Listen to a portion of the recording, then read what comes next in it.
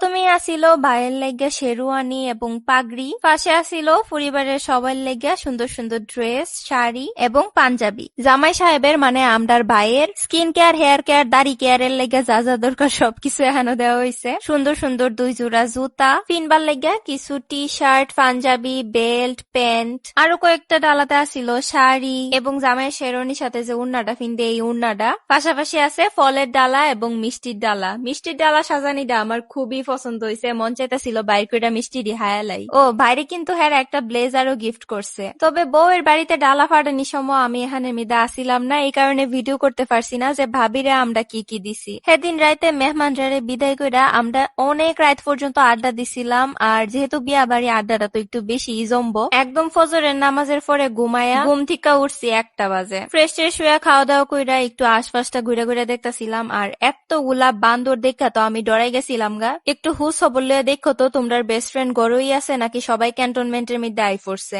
আজকের ভিডিও এই পর্যন্তই, সামনে কিন্তু বিয়ার আরো ইন্টারেস্টিং ভিডিও আইতো যাইতাছে। দেখতে হইলে আমার পেজটা ফলো দিয়ে রাখতে হইব। আর আমার আজাইরা ব্লগটা কেমন লাগছে অবশ্যই জানাই দিও। টাটা।